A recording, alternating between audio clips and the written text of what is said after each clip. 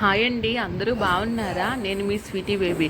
ఈరోజు మన ఒంటికి చలువ చేసి ఎంతో ఆరోగ్యకరమైన బ్రేక్ఫాస్ట్ అయిన మొక్క విత్తుల్ని ఎలా తయారు చేసుకోవాలో చూద్దాం రండి.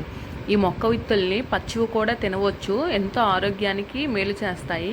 కానీ ఏదైనా స్పైసీగా తినాలనిపించినప్పుడు ఈ మొక్క విత్తనాల్ని ఇలా పోపు పెట్టుకొని తింటే చిటికలో ప్లేట్ లాగించేస్తాం, అంత టేస్టీగా ఉంటాయి. ఆరోగ్యానికి కూడా చాలా మేలు చేస్తాయి. ఈ మొక్క విత్తుల్ని ఎలా ఫ్రై చేసుకోవాలో చూద్దాం రండి.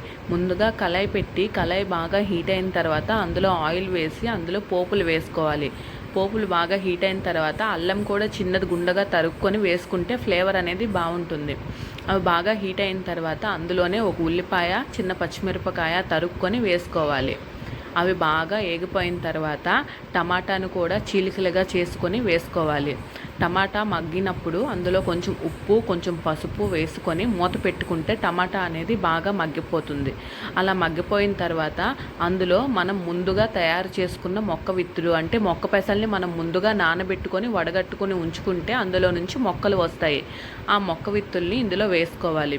వేసుకొని ఒక 5 నుంచి 10 నిమిషాలు మూత పెట్టుకుంటే అవి కొంచెం మగ్గుతాయి, కొంచెం సాఫ్ట్గా అవుతాయి. అలాంటి టైంలో తీసి బాగా మూత తీసి బాగా కలుపుకొని అందులో 1 నుంచి 2 స్పూన్స్ వాటర్ వేసుకొని కలుపుకుంటే మొక్క విత్తులు అనేవి బాగా కుక్ అయిపోతాయి. లాస్ట్గా కొంచెం మనం ఇంట్లో తయారు చేసుకున్న గరం మసాలా వేసుకొని బాగా కలుపుకొని ప్లేట్లోకి సర్వ్ చేసుకోవడమే.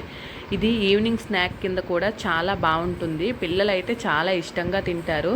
ఈ స్నాక్ అయితే చాలా రుచికరంగా ఉంటుంది. మరి మీరు కూడా ట్రై చేయండి. వీడియో కనుక నచ్చినట్లయితే like, share and subscribe. Sweety Baby ఛానల్ని సబ్స్క్రైబ్ చేసుకోండి.